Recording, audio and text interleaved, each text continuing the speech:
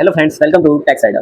तो हम डिस्कस करेंगे आर्टिकल 12। आर्टिकल 12 बेसिकली रॉयल्टी और फी फॉर टेक्निकल सर्विस के लिए है। काफ़ी इंपॉर्टेंट आर्टिकल है क्योंकि काफ़ी सारी पेमेंट्स इंडिया से बाहर कंट्रीज़ में होती हैं। तो अभी हम समझ लेते हैं कि बेसिकली जब एक कंट्री दूसरी कंट्री को रॉयल्टी या फी फॉर टेक्निकल सर्विसेज के लिए पेमेंट करती है तो उस केस में आर्टिकल 12 अप्लाई हो जाएगा। उस केस में हम पहले समझ लेते हैं कि रॉयल्टी क्या चीज़ है। उसको मैं रीड आउट कर देता हूँ। तो अगर कोई भी पेमेंट किसी चीज़ को यूज़ करने के लिए या राइट टू यूज़ करने के लिए की गई है, या जैसे वो कॉपीराइट हो सकता है, पेटेंट हो सकता है, ट्रेडमार्क हो सकता है, design, model, plan, secret formula और प्रोसेस, इंडस्ट्रियल, कमर्शियल और साइंटिफिक इक्विपमेंट हो सकते हैं, और नो हाउ हो सकता है। तो ये सब रॉयल्टी के पार्ट हैं और अगर इसके लिए कोई पेमेंट हो रही है तो वो रॉयल्टी के अंदर कवर होगी। तो अब हम देख लेते हैं फी फॉर टेक्निकल सर्विस में क्या क्या कवर होता है। तो अगर कोई पेमेंट कर रहे हैं हम मैनेजरल, टेक्निकल और कंसल्टेंसी सर्विसेज के लिए, तो वो फी फॉर टेक्निकल सर्विस में कवर होगा।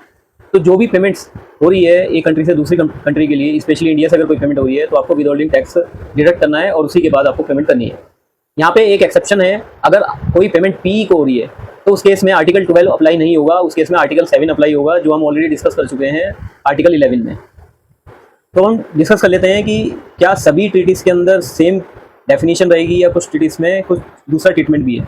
तो बेसिकली क्या है कि यूएस और इंडिया ट्रीटी के अंदर एक पर्टिकुलर क्लोज इनकॉर्पोरेट हुआ है, FIS, fee for included service, और उसके लिए सबसे मेन जो कॉन्सेप्ट है वो है मेक अवेलेबल। तो अगर आप US क्लाइंट को पेमेंट कर रहे हैं तो उस केस में आपको ध्यान रखना है कि वहाँ पे FIS and make available close है, तो वहाँ पे आपको उसको पूरी अच्छी तरीके से रीड आउट करके ही विदहोल्डिंग टैक्स डिडक्ट करना है। तो अब समझ लेते हैं FIS क्या है। बेसिकली FIS ये आपका कनेक्ट होता है रॉयल्टी के साथ या फी फॉर टेक्निकल के साथ।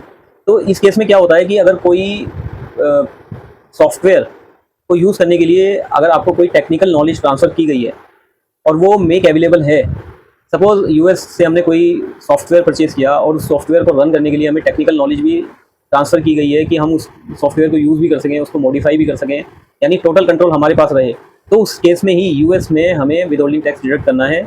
नॉर्मल कंसल्टेंसी के केस में जिसमें आपके पास नॉलेज ट्रांसफ़र नहीं हो रही है या डिज़ाइन ट्रांसफ़र नहीं हो रहा है, उस केस में आपको विदहोल्डिंग टैक्स डिडक्ट नहीं करना है और आर्टिकल 12 अप्लाई नहीं होगा।